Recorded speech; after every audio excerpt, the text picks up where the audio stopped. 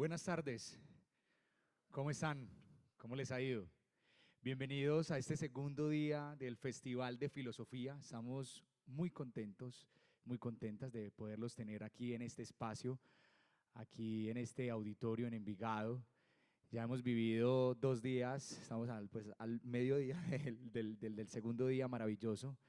Diferentes conversaciones, charlas, preguntas, nuevas experiencias.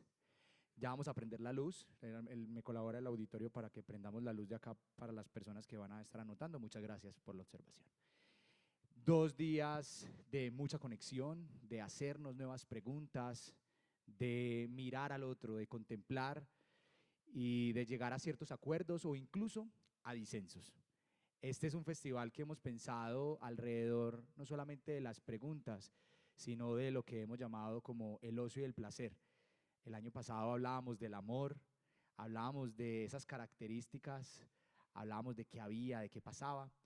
Y hoy en esta hora del pensamiento quiero hacer una invitación y unas preguntas que también tenemos para este día, fundamentalmente, y es, ¿qué es el aburrimiento? ¿Dónde está? Hoy estoy aburrido, o la frase coloquial que hemos hablado como, estoy aburrido, ¿por qué? Empieza desde la psicología, desde la ciencia. ¿Dónde inicia? ¿Cómo hace? ¿Qué pasa? Esa es una de las preguntas que vamos a responder y para eso traemos una invitada muy especial que va a estar compartiendo con nosotros en una conversación abierta, pero que también vamos a darle acá al final, vamos a dar espacio para algunas preguntas.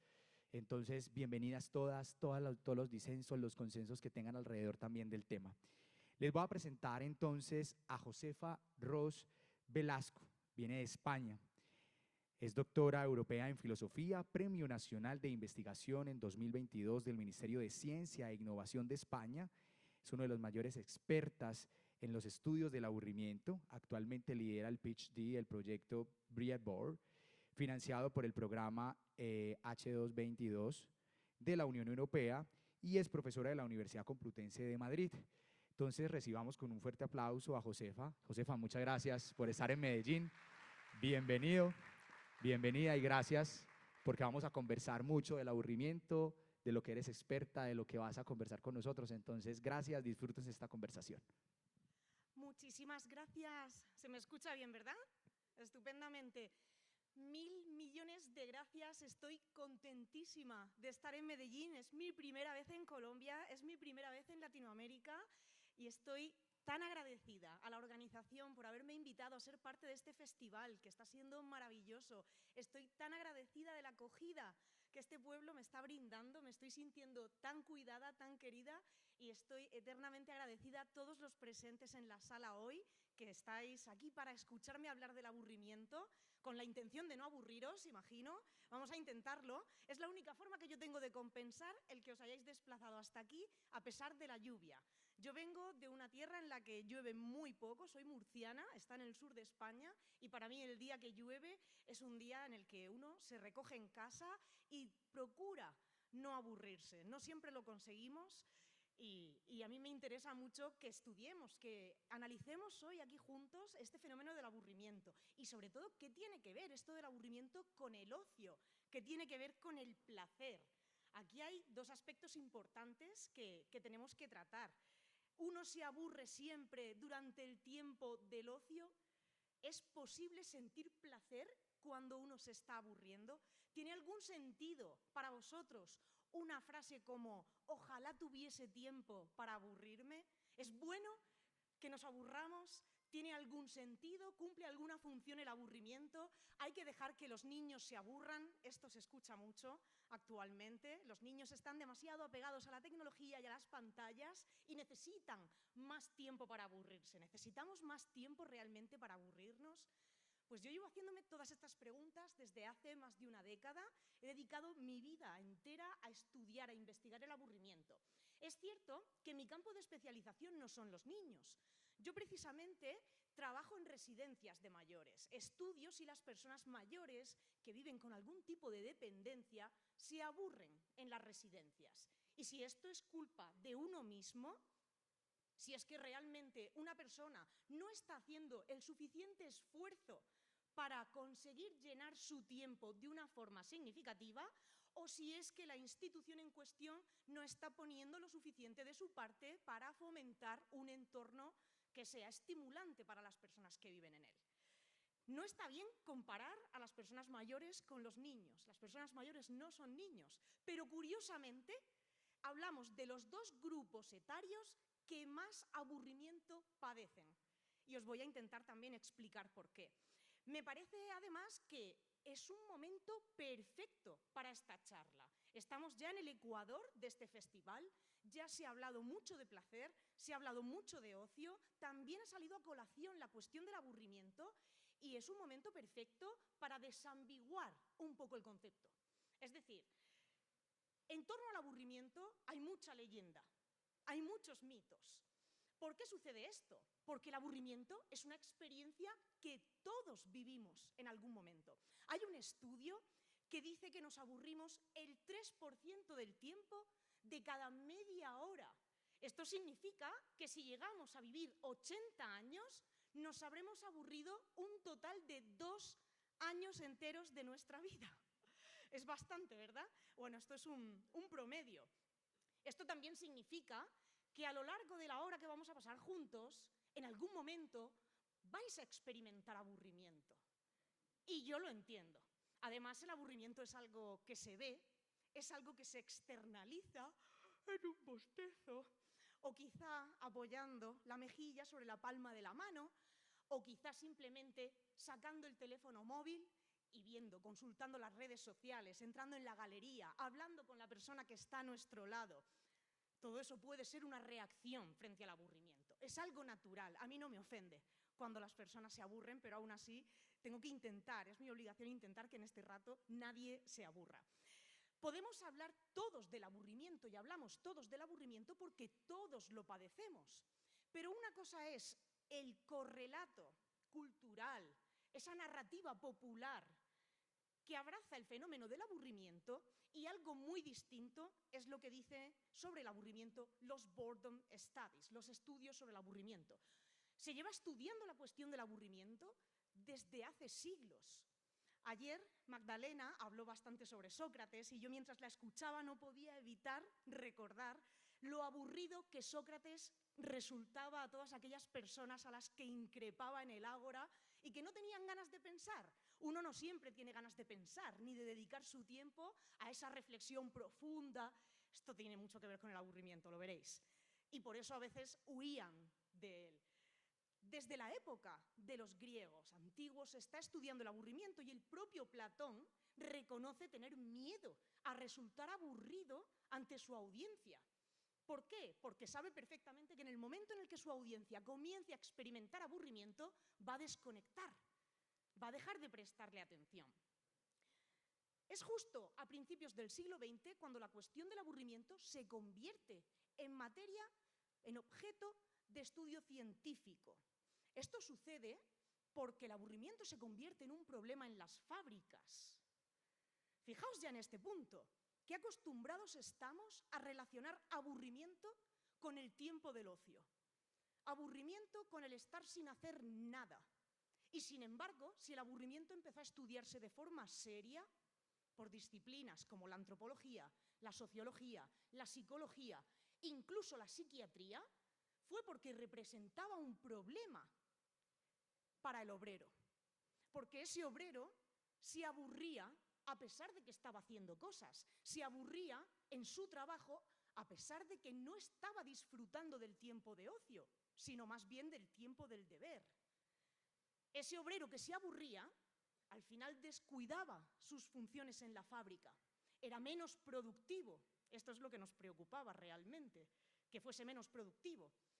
También ese aburrimiento que le distraía de sus quehaceres incurría en más accidentes laborales. Por esto se convierte el aburrimiento en un tema de estudio científico. Sin embargo, los discursos populares acerca del aburrimiento y el discurso científico acerca de este fenómeno entran en contradicción constantemente. Y a mí lo que me gustaría hacer en este rato es que tengamos un poco más claro qué dice la ciencia acerca de lo que es el aburrimiento. Y vamos a ver cómo funciona el aburrimiento, por qué existe el aburrimiento, si el aburrimiento es algo bueno o malo, si merece la pena que se promocione en nuestras vidas, en las de nuestros hijos, o si merece la pena evitarlo a toda costa. ¿Qué está pasando con el aburrimiento en la actualidad? ¿Nos aburrimos más ahora que antes? ¿Estamos más hambrientos de estímulo ahora que hace 2 siglos? Porque al final esto del aburrimiento lleva existiendo desde que el mundo es mundo. Pero ¿por qué hablamos tanto del aburrimiento en la actualidad? Para hacer esto, creo que lo primero es que ensayemos una definición, que podamos consensuar una definición acerca de aburrimiento, una definición científica. Yo os propongo la siguiente. Aburrirse es una experiencia dolorosa. El aburrimiento duele siempre. Duele siempre. No lo confundamos con relax. No lo confundamos con descansar. No lo confundamos con estar sin hacer nada porque es lo que hemos decidido, es lo que nos pedía el cuerpo. Aburrimiento no es ese placer que sentimos cuando estamos tumbados a la Bartola un sábado por la tarde descansando y nos sentimos, de hecho, bien haciendo eso. Sentimos placer. Eso no es aburrimiento. Eso es estar sin hacer nada, porque tú lo has elegido. Nadie te obliga. Nada te insta a salir de ese estado. Vuelvo a la definición. Aburrimiento es un estado de malestar, es un estado de displacer que experimentamos las personas y algunos animales con suficiente grado de desarrollo cognitivo cuando sentimos que la situación en la que estamos, que el contexto, que una actividad con la que estamos intentando comprometernos no nos estimula adecuadamente. ¿En qué se traduce esto? En sentir que estamos perdiendo el tiempo. Esta es una experiencia muy dolorosa. Sentir que uno pierde el tiempo es algo nefasto. No hablo de sentir que no estamos siendo productivos, en el sentido tradicional, material de la palabra dentro de un contexto capitalista como el que vivimos. No hablo de eso. Hablo de sentir que uno está desperdiciando un regalo tan improbable como es su tiempo de vida. Aburrimiento es lo que sentimos cuando estamos destinando una energía a una actividad o a una situación que bien puede durar media hora o bien puede durar años en tu vida, que nos hace sentir que no hay valor, que no hay significado. Lo traigo a este contexto. Algunos de vosotros podéis estar experimentando aburrimiento en este momento. ¿Y qué significa eso? Que esta actividad, este contexto que yo estoy creando para todos vosotros, no cumple con vuestras expectativas. Vuestra necesidad de estímulo actual no se está viendo satisfecha. O en otras palabras, sentís que estáis invirtiendo demasiada energía para prestarme atención y no vais a recibir a cambio un beneficio que la compense. Y estamos diseñados para gastar la menor energía posible. Esto sería el aburrimiento. Es algo que nos afecta a todos, en todas las etapas de nuestra vida. Es algo ubicuo, se da en todas partes. No es el aburrimiento un hijo de la sociedad de consumo. Cualquiera de nosotros puede estar en una circunstancia cualquiera y que esta circunstancia no cumpla con sus expectativas y de repente te haga sentir que estás perdiendo el tiempo, que estás desperdiciando tu tiempo. Cada vez somos más conscientes, creo que en esto coincidiréis conmigo, de que nuestro tiempo de vida es muy corto, muy corto. Hace siglos, antes de que Nietzsche popularizase la muerte de Dios, todavía contábamos con vivir esta vida terrenal y después teníamos más tiempo, en el infierno o en el cielo, depende de cómo te portes, pero había más tiempo. Cada vez nos cuesta más ver un horizonte más allá de la vida terrenal. Esto nos hace ser muy celosos de nuestro tiempo de vida. El filósofo alemán Hans Blumenberg habla de la metáfora de la abertura de las tijeras temporales para explicar esto. Cada vez nos damos más cuenta de que el tiempo del mundo es infinito, es enorme, y mi tiempo de vida, de este individuo que está aquí ahora mismo, es ínfimo, es muy corto, se pasa muy rápido. No quiero sentir que estoy perdiendo mi tiempo en actividades o en situaciones que para mí no tienen suficiente valor. No quiero llegar a la vejez, no quiero llegar a la última etapa de mi vida, echar la vista atrás y reconocer que viví muchas situaciones, que me ocupé en muchas circunstancias que para mí realmente no tenían suficiente valor. Este fenómeno hace que el aburrimiento sea algo muy complejo y muy subjetivo, porque hablamos de que tu necesidad de estímulo no se encuentra satisfecha. Y es que la necesidad de estímulo de cada uno de nosotros en la sala es distinta. El nivel de estímulo, la cantidad de estímulo que tú necesitas para mantener tus niveles de excitación cortical suficientemente altos y sentir bienestar, depende tanto de factores biológicos, genéticos, culturales, educativos. Y además, tu nivel de necesidad de estímulo no es el mismo cuando eres un niño, cuando eres un adolescente, cuando estás en la edad adulta o cuando eres una persona mayor. Pero es más, tu nivel de estímulo óptimo cambia a lo largo del día. Yo no necesito la misma cantidad de estímulo ni me estimulan las mismas cosas cuando me despierto por la mañana que por la noche cuando estoy a punto de dormir.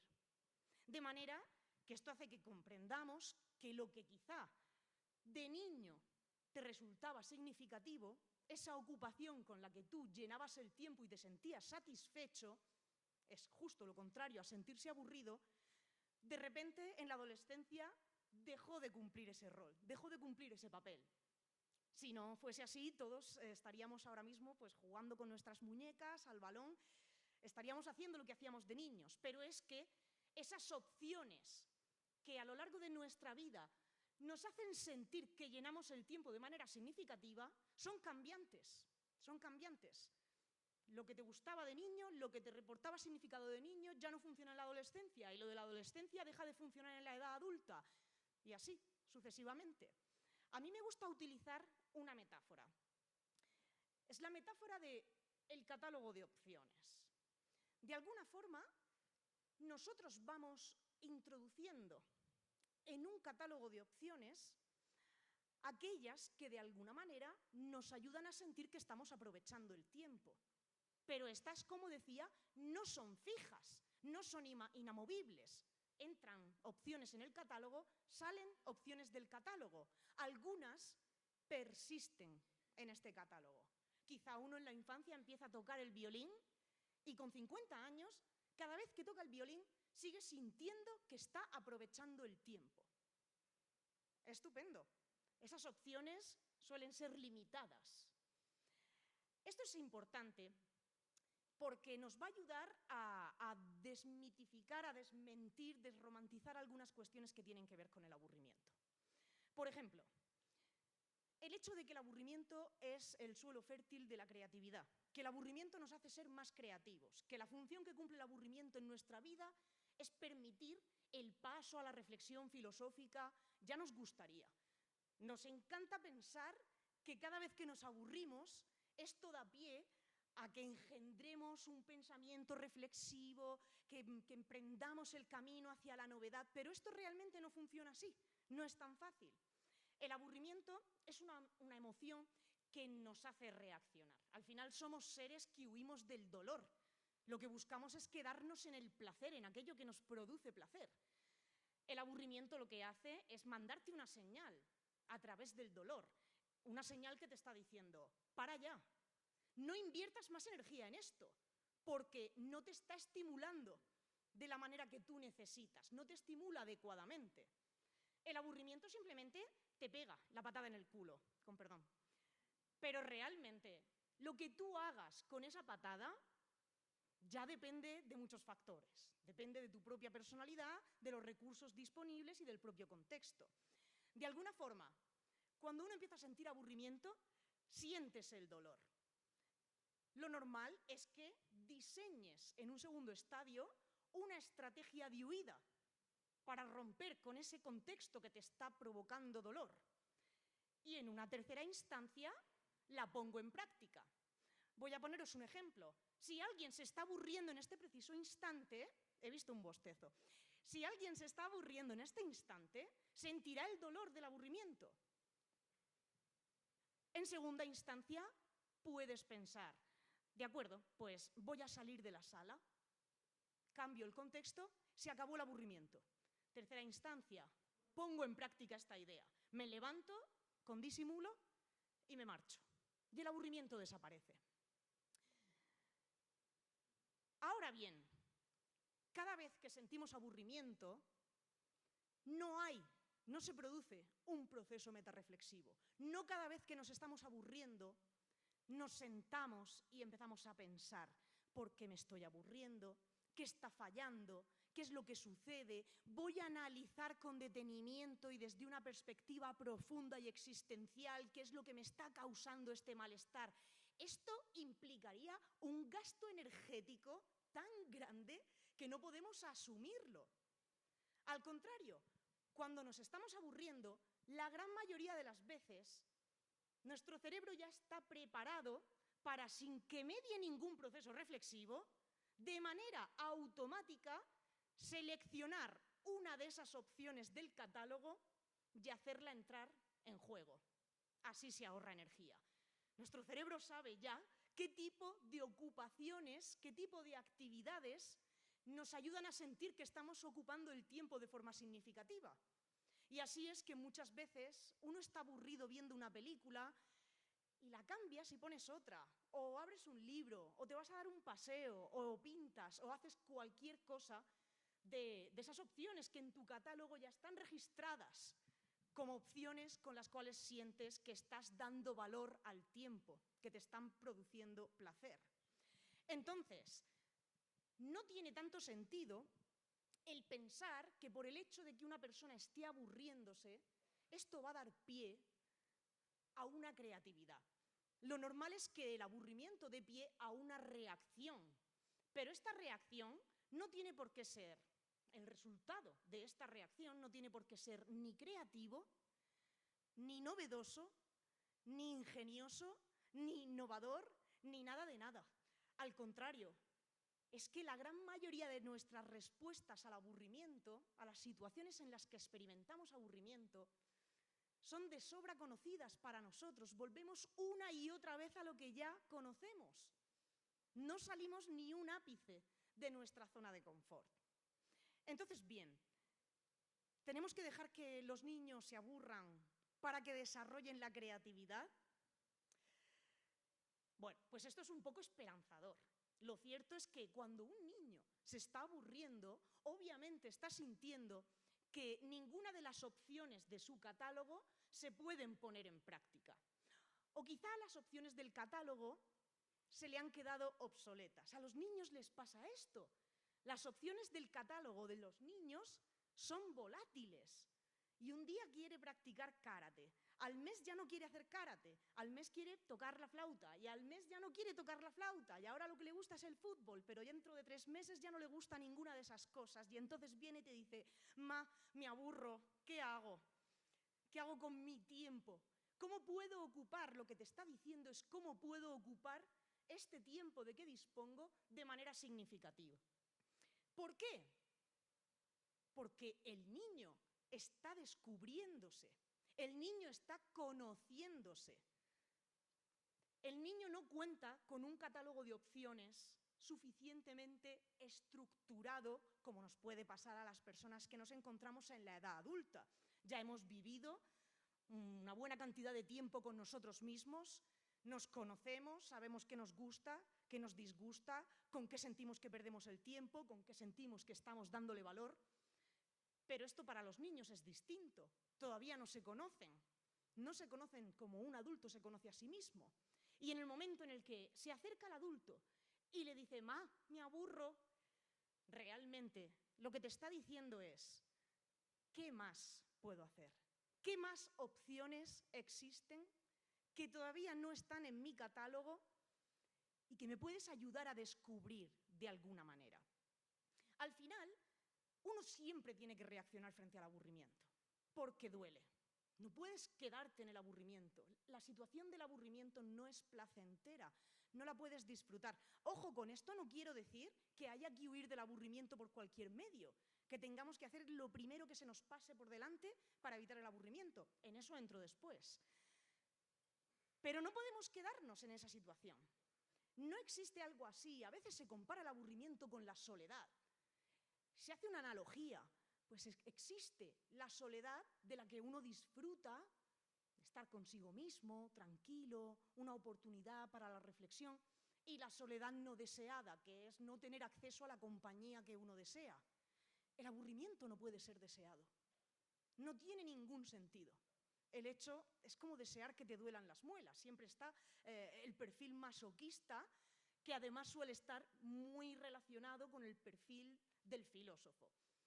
Los filósofos sí que pasamos por esto. El filósofo, cuando siente dolor, le gusta sentarse a pensar, masticar este dolor, regurgitarlo, darle 1000 vueltas, pero toda la población no tiene mentalidad filósofa. No todas las personas disfrutan del ejercicio de darle vueltas a las cosas, de rumiar, por ejemplo, de estar simplemente girando en círculos y tratando, ¿no?, de ramificar posibilidades en torno a una cuestión concreta. La mente del común de los mortales no funciona de esa manera y no disfruta del hecho de hacer el ejercicio metarreflexivo de analizar por qué surge el aburrimiento en una situación concreta. Entonces, en el momento en el que el niño empieza a sentir aburrimiento, obviamente tiene que salir de ese estado. Si nosotros, como adultos, confiamos en esa premisa popular de que es bueno que el niño se aburra, porque así el niño será más creativo, podemos correr ciertos riesgos. La esperanza, lógicamente, es que al dejar que el niño se aburra y que descubra por su cuenta una nueva opción con la que llenar su tiempo de valor, la esperanza es que esa opción se traduzca en algo así como que el niño camine hasta la estantería donde tenemos los libros, coja la Odisea, la abra. Es un niño. Esto no va a pasar. La gran mayoría de las veces, esta respuesta frente al aburrimiento sin ningún tipo de orientación, pues se va a materializar en cualquier cosa. Hay niños que les da por pegarle a otros niños, por tirar piedras a los gatos, vaciar los perfumes de mamá en el baño, en fin. Eso es creatividad, eso es reaccionar frente al aburrimiento. ¿Es ese tipo de creatividad el que queremos fomentar? Yo siempre digo algo. Cuando el niño te está diciendo que se aburre, en realidad te pide esa orientación. Si tú como adulto tienes la voluntad de acompañar en el proceso de descubrimiento de nuevas opciones a ese niño, es más fácil que esas opciones estén en concordancia con lo que tú consideras que son ocupaciones del tiempo sanas. Cuando decimos esto de que hay que dejar que los niños se aburran, porque así fomenta su creatividad, siempre digo lo mismo. ¿Y si la opción con la que ese niño, que no es un niño de 4 años ya, es un niño ya de 12, de 13 años, y si la opción con la que ese niño decide ocupar su tiempo se traduce en el consumo de drogas? Es una reacción, es algo distinto que ha nacido de ese supuesto suelo fértil del aburrimiento, pero no la queremos. No es una opción deseable. De manera que a mí me parece siempre que es mucho más prudente que en el momento en el que el niño llama tu atención con ese aburrimiento, se le preste esa orientación, porque al fin y al cabo somos los adultos que estamos ahí para guiarles. Decía al principio que los niños y los adultos mayores son los grupos que más se aburren. Al niño le sucede esto porque su catálogo de opciones está en blanco. ¿Sabéis cómo imagino yo esto del catálogo de opciones cuando lo pienso? Hay una imagen siempre en mi cabeza. Cuando compramos un celular, cuando compramos un teléfono móvil, lleva algunas aplicaciones, ¿verdad?, en la pantalla. Algunas vienen de serie. pero hay pocas. En comparación con 5 años después, ya no te caben más aplicaciones, de hecho. Hay algunas que borras, otras te obligan a descargarlas, otras las descargas tú porque tú quieres. Algo así en mi mente es esto del catálogo de opciones. El catálogo de opciones del niño está vacío y de alguna forma se va llenando. ¿Vamos a dejar que el niño descargue las aplicaciones por su cuenta y riesgo? ¿O vamos a supervisar qué aplicaciones está descargando? Eso no significa guiarlo al 100%.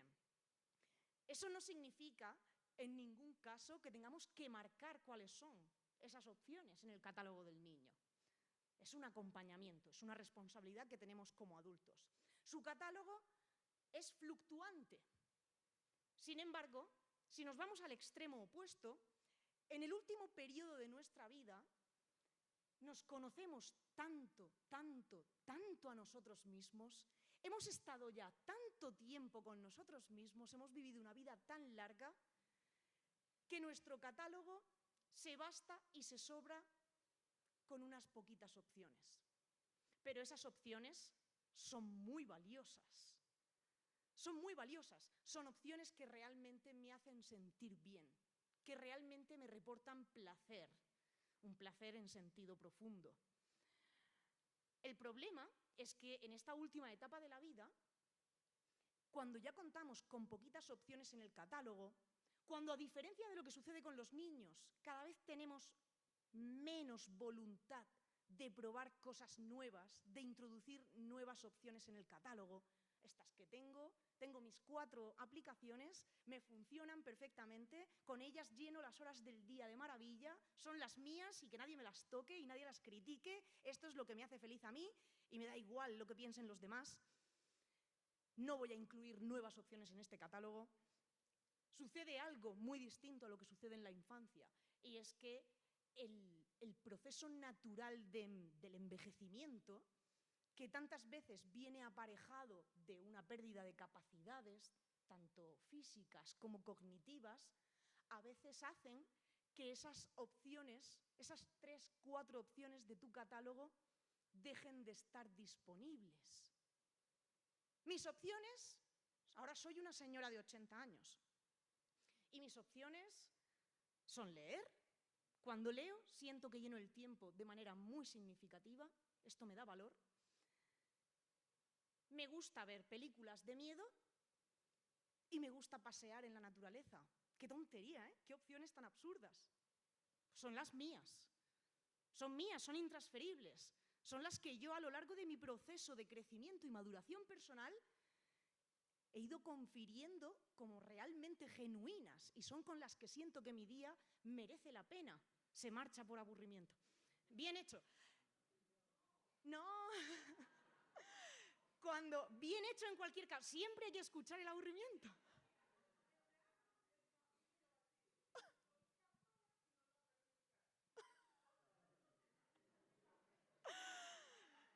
Siempre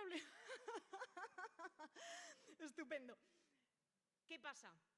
Que de repente empiezo a tener problemas de visión y ya no puedo leer como hacía antes. He perdido una opción de mi catálogo.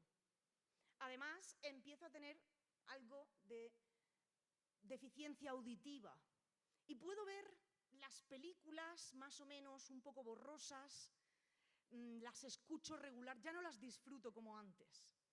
Además, me he caído y me he fracturado la cadera, de manera que ya no puedo salir a pasear. He perdido mis opciones para evitar el aburrimiento. He perdido mis opciones con las que sentir que lleno mi tiempo de manera significativa. ¿Cómo conecto esto con el catálogo de opciones para evitar el aburrimiento y llenar la vida de valor en los niños? Me parece que somos responsables de alguna forma de, a lo largo de toda esa vida, desde que somos niños hasta el final, de seguir probando, de no acomodarnos. El ser acomodaticios es una característica Kant decía que es innata al ser humano y a cualquier ser vivo el tratar de estar lo más cómodo posible y no salir de esa zona de confort. Pero es que es la antesala necesaria del aburrimiento. De manera que creo que es muy importante que desde una edad muy temprana se fomente esa curiosidad, ese estar dispuesto, aunque nos dé pereza, y cada vez que nos vamos haciendo más viejos nos da más pereza, es estar dispuesto a abrirse a lo desconocido, a experimentar cosas, estar dispuestos a que nuevas opciones lleguen a nuestro catálogo y a que quizá puedan quedarse, o quizá no, la gran mayoría de ellas no se van a quedar. De repente he probado el ir a una velada de boxeo y la verdad es que no me ha gustado. Esto no va a ser una opción de mi catálogo, no me ha gustado nada. ¿Y si sí? ¿Y si te hubiese encantado? Y gracias a eso has enriquecido tu catálogo de opciones, de manera que a medida que vayas evolucionando y madurando en esta vida y algunas de las opciones se pierdan debido a esos cambios normativos, seguirás teniendo un catálogo de opciones muy generoso. Creo que como adultos nuestra responsabilidad es inculcar esta idea en los niños. Los niños, por naturaleza, tienen esa inquietud, esa curiosidad. Y nosotros somos quien muchas veces se la matamos. Matamos esta curiosidad. Estamos enseñando a los niños a que en tu catálogo de opciones basta con que exista esta opción.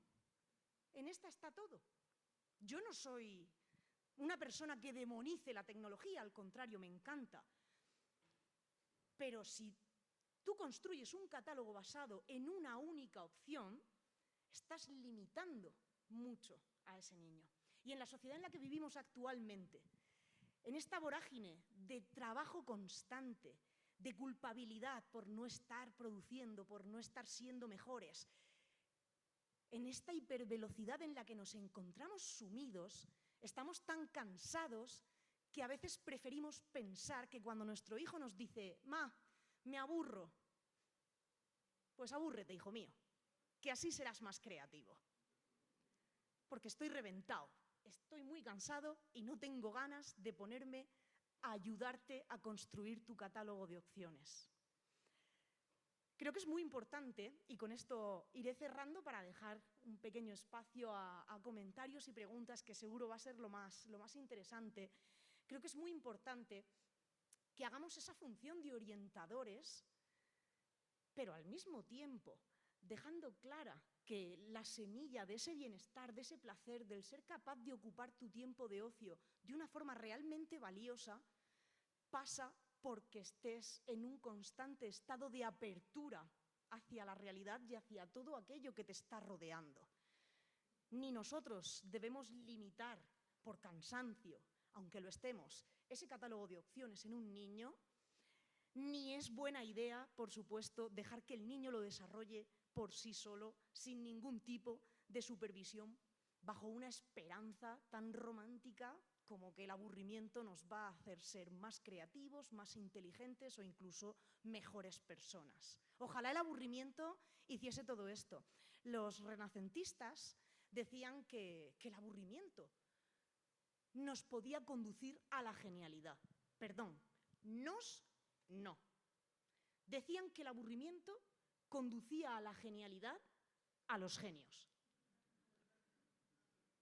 Es decir, si tú eres una persona tendente a la genialidad y a la creatividad constructiva, es más fácil que hagas de tu aburrimiento algo constructivo y funcional.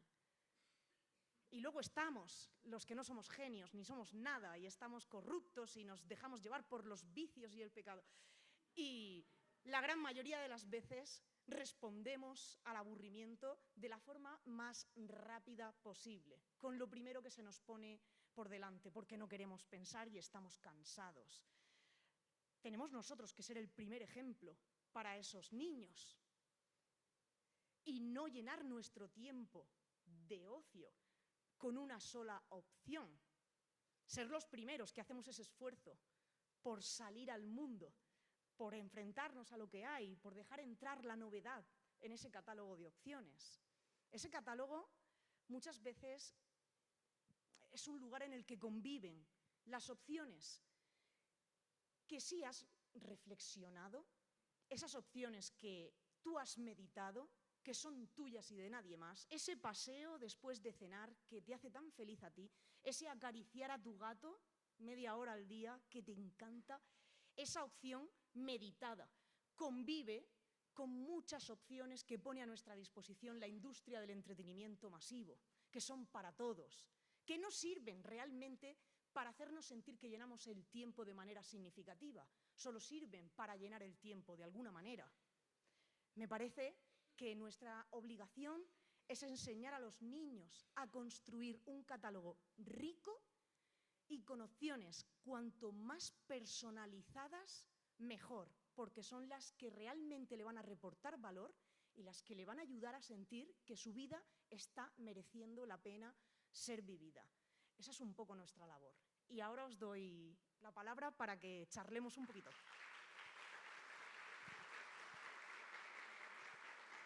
Mil gracias. No me enteré de por qué se fue la señora, pero siempre que alguien se levanta le hago esta broma. Se está aburriendo. Y si alguien bosteza también se lo digo. Que nadie se lo tome de manera personal.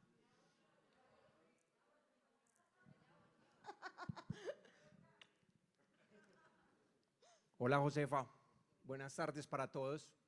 ¿Cómo estás? ¿Qué tal? Bienvenida a Medellín, qué bueno verte por acá.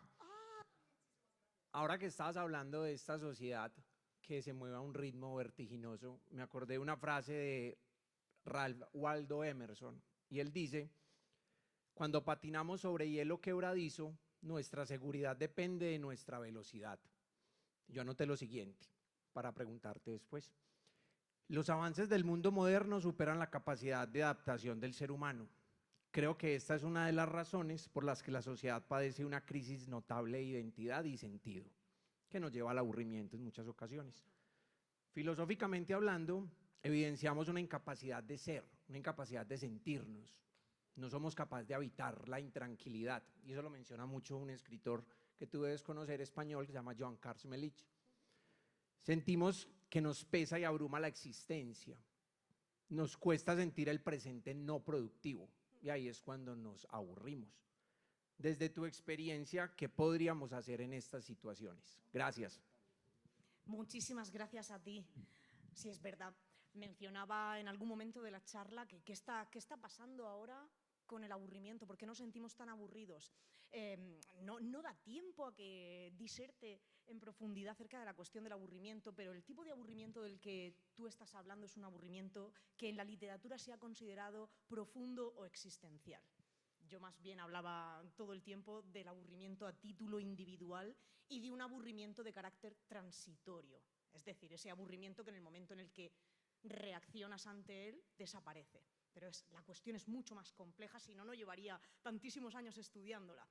Ese aburrimiento de carácter profundo implica una especie de cronicidad, implica una insatisfacción constante a lo largo del tiempo, pero además es mucho más bonito, ¿ves? Cosas, masoquismo filosófico, es bonito a pesar de lo horroroso que es. Tiene otra característica, y es que es un aburrimiento compartido. Estás hablando de un aburrimiento profundo que rezuma la sociedad capitalista en la que sentimos que no pertenecemos a nada, que somos esclavos de nuestro propio proyecto, que estamos cegados, estamos mirándonos el ombligo constantemente, mi casa, mi pareja, mi trabajo, mi futuro, mi hipoteca, mi perro, mis vacaciones, mi Navidad, y nos sentimos completamente desconectados de los que están alrededor. Es que no podemos asumir proyectos en conjunto con el resto. De alguna forma yo siento eso y creo que es un sentimiento colectivo. Me da la sensación de que estamos en un momento en el que se respira una sensación de aburrimiento profundo colectivo frente al sistema en el que estamos viviendo. Aunque no estamos dispuestos, en algunos casos, a renunciar a este tipo de sistema porque trae consigo otros beneficios. Y yo creo que en la mayoría de los casos nos hemos quedado colectivamente en el primer estadio del aburrimiento? ¿Sentimos el dolor? ¿Nos está dando la patada en el culo constantemente? ¿Hay malestar, malestar por todas partes? Pero es que no llegamos a dar el salto ni al siguiente estadio. Es que no sabemos cómo salir de este sistema. No sabemos salir de lo que hemos construido. Por algo se utiliza tanto la metáfora del monstruo del capitalismo. No es reversible, que dice mi maestro José Luis Villacañas. El capitalismo no es reversible. No sabemos siquiera ensayar una alternativa. Y por tanto estamos en un momento que yo considero próximo a un colapso. Y con próximo, cogedlo con pinzas, entre comillas, porque próximo podemos estar hablando de un lapso de tiempo de 1000 años, no lo sé.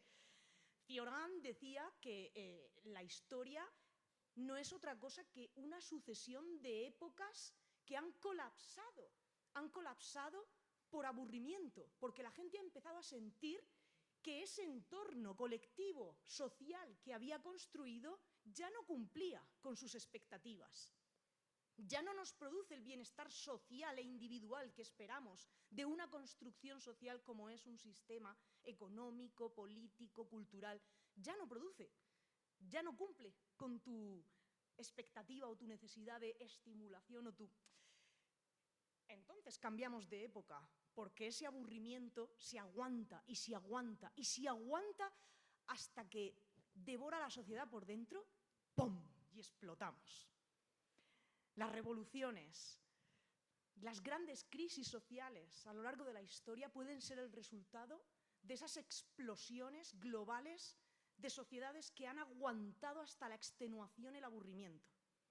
Yo no tengo una respuesta para tu pregunta. Ojalá la tuviese, aunque si la tuviese tampoco sé si te la diría, porque sería una genia contemporánea, no del Renacimiento, pero contemporánea. Pero sí sé que esto también pasará, aunque ojalá pudiese vislumbrar cómo va a suceder.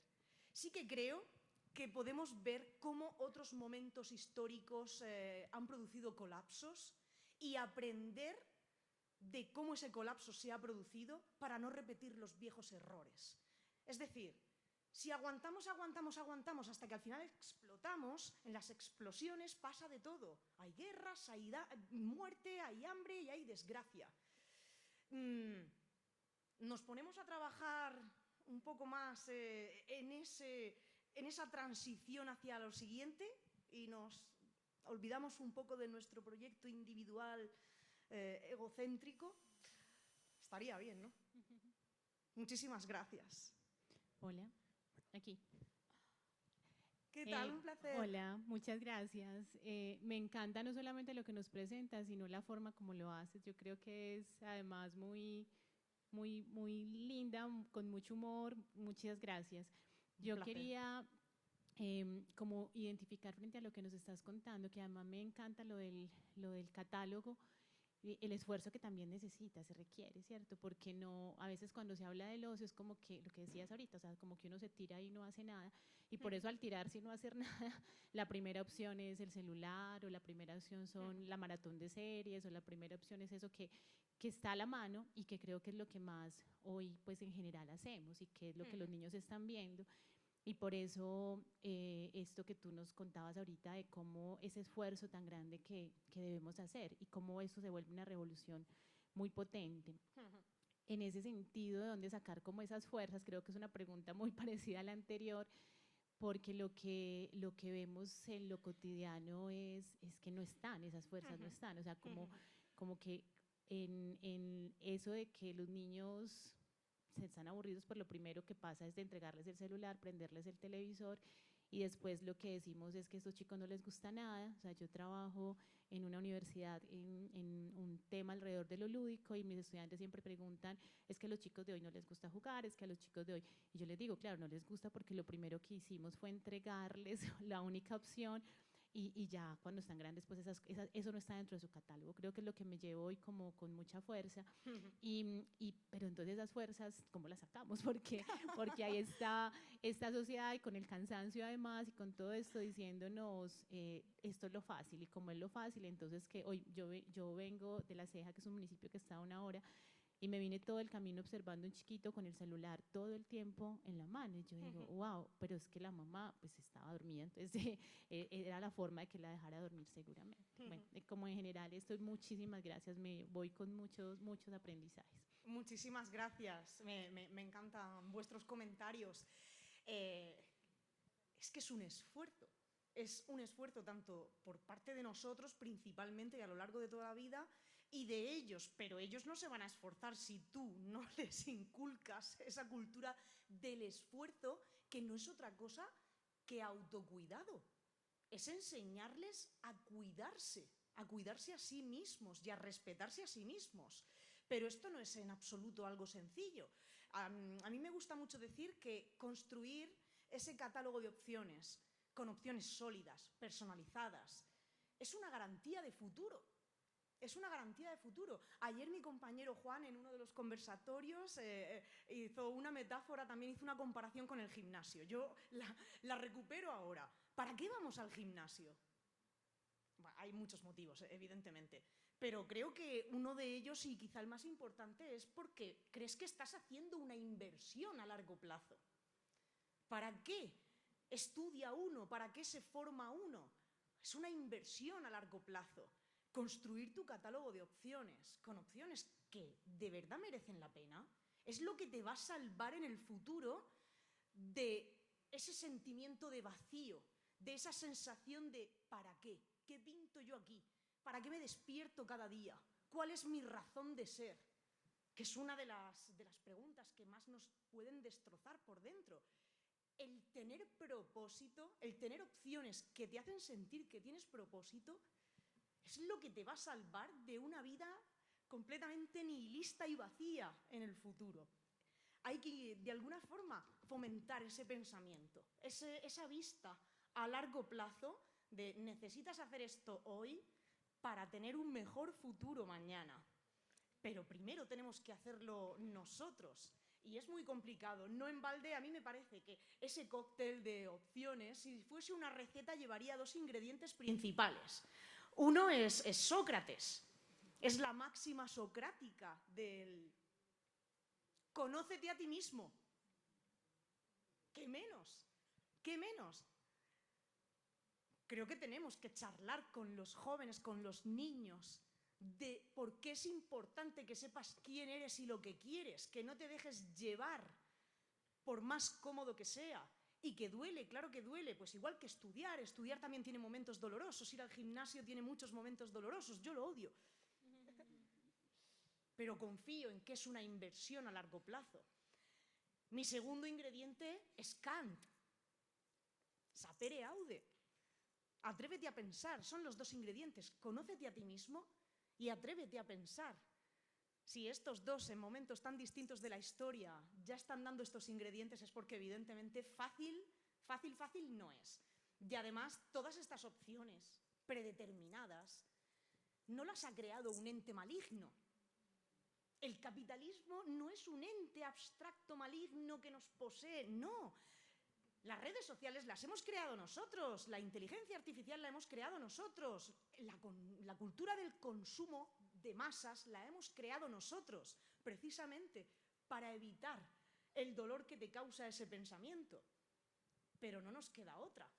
Al final estás vendido. ¿Sabes cuándo me di cuenta yo de esto? De que si no construyes este catálogo, tú, a través de hacer un ejercicio de autoconocimiento y atreviéndote a pensar, aunque duela, porque cuando uno se pone a pensar, muchas veces normalmente no piensas qué guapo soy, qué culito tengo, lo estoy haciendo estupendo en la vida y me va genial y ya está, no hay nada más que pensar.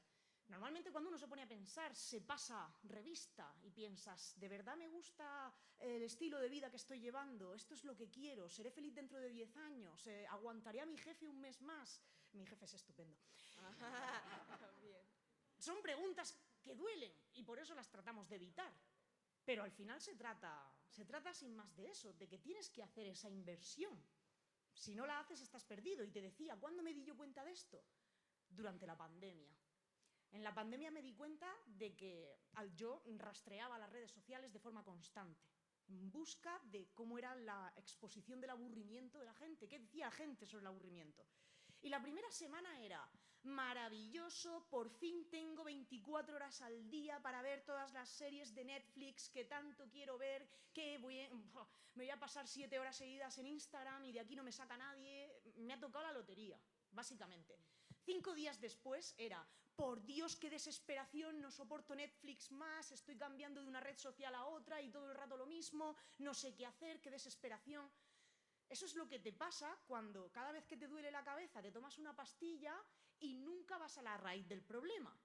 Es decir, cada vez que has tenido algo de tiempo vacío o de tiempo de ocio o de tiempo que no es tiempo del deber, lo has llenado con una opción predeterminada. Cuando has dispuesto de más tiempo, esas opciones no son tuyas, son de todos. Valen para lo que valen, para aliviar el malestar un rato. Y te has quedado, como decimos en España, en calzoncillos. Te has quedado que dices, ¿y ahora qué? Si es que no me conoces. Esas opciones, ojo, están muy bien para lo que están.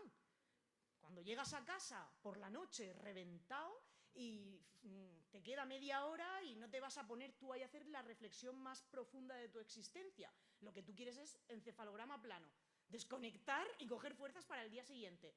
Están para eso, pero ¿de verdad vas a pretender que cada vez que tienes un momento en el que no estás satisfaciendo una necesidad primaria o estás trabajando, vas a llenar de forma significativa tu existencia con eso? Te vas a acabar aburriendo. Y lo que es peor es que se desarrolla una tolerancia, es decir, ese estímulo te hace drogadicto, cada vez necesitas más y más y más extremo. Ya no me vale con sacarme un selfie, ahora me lo tengo que sacar en un rascacielos jugándome la vida. Bueno, es una inversión, me gusta verlo así. Bueno, Josefa, buenas tardes. Muy buenas tardes. Quiero partir de una premisa, acordándome pues con lo que acabas de mencionar, de algo que a veces yo utilizo por mi quehacer laboral en actividades con empresas, y es que casi que vivimos en una rutina. Nos despertamos, nos levantamos, nos arreglamos, trabajamos, almorzamos, trabajamos, llegamos a casa, atendemos asuntos varios, cenamos, atendemos asuntos varios, nos acostamos, nos dormimos, nos despertamos y vuelva al mismo ciclo. Y con lo que venías desarrollando me surgen casi que 3 preguntas a modo de reflexión, Vale. pero que van incluso en relación con las 2 anteriores que han hecho. La primera sería, ¿cómo fortalecer y favorecer ese catálogo de opciones contra el aburrimiento? Pero también, ¿cómo sacar tiempo a diario para aburrirnos de manera consciente? Y cómo ser capaz o aprender a aburrirnos con el otro. Con el otro, wow. Eso lo dejaría para otros colegas especialistas en aburrimiento conyugal y este tipo de cuestiones. Bien, yo parto, muchísimas gracias por tus reflexiones. Yo parto también de una idea, y es que no todo lo que se repite necesariamente te lleva al aburrimiento. Y ayer lo comentaba con los colegas que están participando en este festival. Si esto fuese así, sería imposible estar años y años y años con la misma persona. Te aburrirías de tus hijos, lo cual también suena horrible. No podrías salir a hacer running, a correr todos los días por el mismo sitio o hacer las mismas tablas de entrenamiento en el gimnasio. Es decir, no todo lo que se repite nos causa aburrimiento. No necesariamente. Si eso que se repite y se repite hasta la saciedad para ti tiene significado, es que es perfecto. Entonces mi primera contrapregunta sería, ¿pero a ti esa rutina te molesta? Porque eso es lo importante. ¿O es una rutina que tiene significado? Porque si para ti el despertarte, desayunar, arreglar a los niños, llevarlos al colegio, volver, comer, estar un rato con ellos, ir al gimnasio o ver una película, cenar y así al día siguiente, si para ti esa rutina con esas pequeñas opciones con las que llenas el tiempo, que son opciones del deber, no del poder, son opciones que las tienes que hacer sí o sí. Si para ti esas opciones son significativas, pues es que no hay ningún problema, no tiene por qué desencadenar en aburrimiento. Ahora, si es el caso y te ves obligado a ampliar tu tiempo del poder y reducir ese tiempo del deber, de las obligaciones rutinarias, eso está también colgando de mucha circunstancia. Puedes estar en un trabajo que te deje más tiempo libre. Si la pregunta es ¿cómo voy a hacer para disponer de más tiempo para mí? no para provocarte el aburrimiento autoconsciente, que esa expresión me choca muchísimo. Es como si yo me planteo sentarme aquí y esperar a que surja el aburrimiento y aguantar, no sé. Es una expresión que me chirría mucho, pero sí entiendo lo que quieres decir. Te refieres a tener tiempo para estar contigo mismo y construir ese catálogo. Creo que vuestro gobierno puede hacer un esfuerzo para legislar en función de la reducción de la jornada laboral. No, esto es una broma. Esto es algo que, por ejemplo, se está haciendo en mi país, en España. Hay un debate bastante generalizado acerca de lo importante que es que la jornada laboral sea más corta. Esto es tiempo del deber, que sea más corto para que tengamos más tiempo del poder. Y yo siempre me pregunto lo mismo.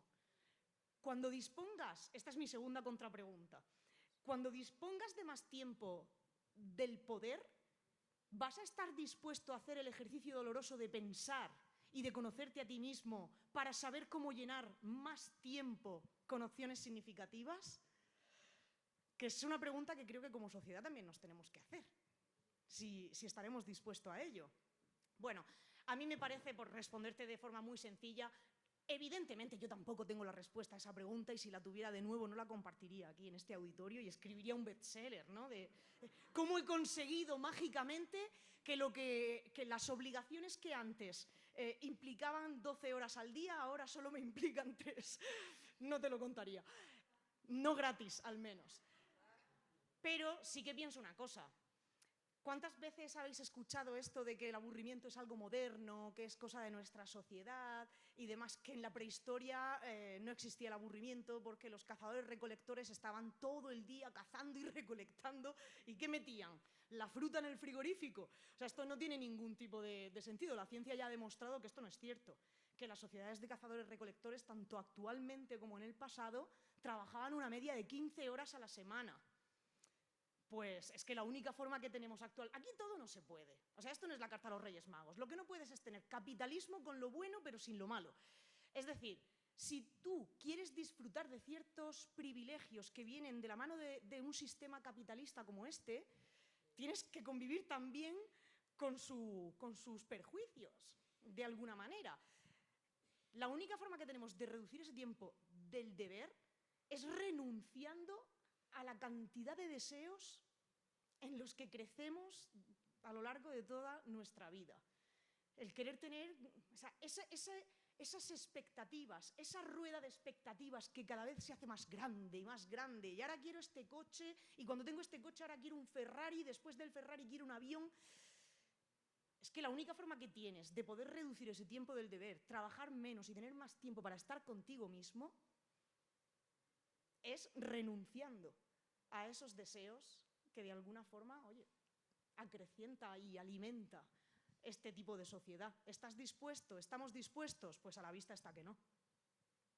Así que, de momento, solo te queda tratar de conciliar tú contigo mismo y por un módico precio te doy mi truco. Hola, Josefa, aquí. Acá. Oli, ¿cómo Hola. estás? Bien, sí, soy muy joven, perdón.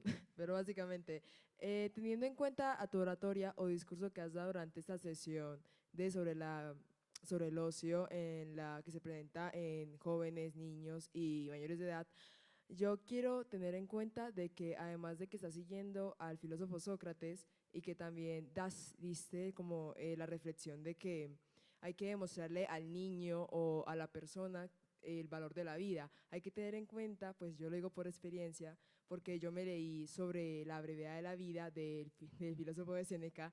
Séneca menciona de que literalmente la vida es valor del tiempo y sobre tú cómo manejas el ocio. Pero también esto es lo siguiente, uno puede tener su propio catálogo y sus propias opciones. El problema ya sería cómo los demás lo podrían aceptar, porque dependiendo, por ejemplo, hey, mira, como mencionaste, a mí me encanta ir a la naturaleza y salir y disfrutar de la vida, pero ¿qué piensan los demás de eso? Lo lógico es no pensar en la opinión de los demás, pero eso ya sería en las acciones o en lo que dicen atrás de la espalda o frente a la cara de uno, porque también el gobierno o también toda la sociedad en general obligan a la persona a quitar su propio catálogo y acostumbrarse al propio. ¿Tú qué opinas de ese tema? Total, estoy completamente de acuerdo. Antes decía que en ese catálogo de opciones entran muchas opciones predeterminadas. No todas las crea Netflix, no todas las crean los influencers, no necesariamente. Es que hay opciones que socialmente están construidas para que de alguna forma te hagan sentir que estás llenando tu tiempo de forma valiosa, y opciones que socialmente se construyen para todo lo contrario. No sé qué tipo de programas se vean por aquí, pero cuando alguien manifiesta ante los demás que tu opción significativa para llenar el tiempo es hacer actividades de voluntariado, pues todo el mundo te va a aplaudir. ¿Y qué pasa si dices que tu opción para llenar el tiempo es ver pues, un programa de estos tipo Gran Hermano, La Isla de las Tentaciones o uno de estos reality shows que están muy denostados? ¿Y qué pasa si esa es tu opción? ¿Qué pasa si... Sí, es así. Lo veo mucho, no tanto en los niños lo bueno que tienen es que hasta que empezamos a imponerle ese tipo de opciones sociales que hemos creado como sociedad en torno pues, a un canon, a unos estándares morales que tenemos cada una de nuestras sociedades, los niños al principio van a calzón quitado. Que esto, ya he hecho mención a los calzoncillos 2 veces en este rato. Van a calzón quitado, ¿qué significa esto? Que el niño, tú lo pones a hacer una actividad, por ejemplo, le sugieres una actividad o le llevas a un museo y si el niño eso no le está satisfaciendo, dirás, esto es una mierda. Y te lo sueltas y le da completamente igual. Claro, hasta que tú llegas y le dices, no puedes decir eso, o le regañas o le castigas y empiezas ya a ponerle ciertos límites, ¿no? a esa libertad de expresión desmedida que tiene el niño. Por ejemplo, en las personas mayores, toda esa carga social que nos han ido, todas esas barreras a las opciones. Obviamente aquí no estamos hablando de opciones de a mí lo que me gusta es apalear gatitos, no. Entiendo que hablas de opciones que tú puedes ejecutar poniendo en práctica tu libertad individual sin perjudicar la ajena. O sea, si tu opción es asesinar personas, eso no es una opción, eres un asesino. No estamos hablando de lo mismo. Pero entiendo esas opciones que uno no lleva a cabo, que para uno serían significativas, pero no las llevas a cabo por miedo al qué dirán y al qué van a pensar los demás. Pues empezamos a poner esas pequeñas trabas, ¿no? esos límites a las opciones, haciendo ese catálogo cada vez más pequeño. Y lo que yo me encuentro en mi trabajo, lo que yo hago es trabajo de campo en residencias de mayores y me dedico a charlar con las personas que viven en este tipo de centros y me doy cuenta de que en sus catálogos hay opciones que son súper valiosas para ellos, que podrían perfectamente poner en práctica y no lo hacen porque llevan una mochila de edadismo, de autoedadismo tremenda. Me encantaría hacer esto, pero ¿cómo voy a hacer esto ya con la edad que tengo? Está súper mal visto que me dedique a hacer esto, ya soy una señora de 90 años. Hombre, a mis 85 años, ¿cómo se me va a ocurrir a mí ponerme a pintar? Y me encantaría ponerme a pintar, pero no lo voy a hacer porque los demás van a pensar. Esto de nuevo, es otra pregunta complejísima, pero aquí yo creo que estamos en un buen camino en ese aspecto. Creo que cada vez no es que nos importe menos el qué dirán, sino que estamos siendo cada vez más conscientes de que, oye, yo quiero que me respeten tal y como yo soy la persona más liberal del mundo en ese aspecto, entonces soy capaz de observarlo en los demás. Creo que avanzamos hacia ese objetivo del no me coartes, respétame como soy y respeta lo que hago. Y creo que en ese aspecto, antes os decía que yo soy todo lo contrario a demonizar las redes sociales, creo que en ese aspecto las redes sociales están ayudando mucho. Antes solo veías lo que pasaba en tu entorno más cercano. Tu red social estaba muy limitada, tu familia, tus amigos, tus compañeros de trabajo, pero ahora ves lo que hace otra persona en la otra punta del mundo y empiezas a vivir con un principio. El principio de no hay nada que yo quiera hacer o que yo quiera decir que no entre dentro del espectro de lo que dicen los humanos. No voy a ser el primero en nada, ni lo que a mí se me ha ocurrido es la mayor extravagancia del mundo. Soy un ser humano, pienso y hago cosas de ser humano. Entonces, el ver también cómo los demás rompen esas cadenas de alguna forma, creo que nos ayuda mucho. Es uno de los beneficios que tienen las redes sociales. Se trata de que sigamos un poco por este camino, de cada vez ser más tolerantes y entender que somos sujetos muy distintos entre sí y que tenemos que convivir y que está bien que intentemos hacer comunidad a pesar de esas diferencias y respetando siempre esas diferencias. O sea que, ¿qué te diría para concluir? Empieza por hacerlo tú. Siempre. Empieza por dar ejemplo. Da ejemplo siempre de lo que quieras. Y si tú quieres que estemos más unidos, que haya más comunidad, también hazlo.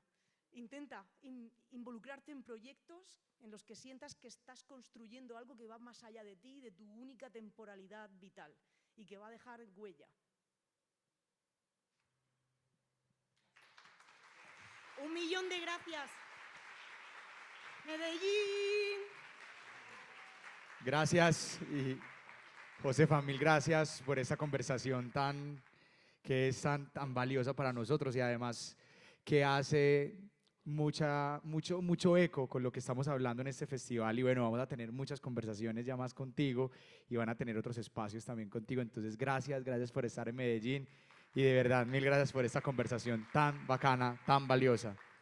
A todos ustedes los invitamos al Speaker Corner que vamos a tener aquí al ladito, en esta parte, una conversación también súper bacana en la calle para que disfruten.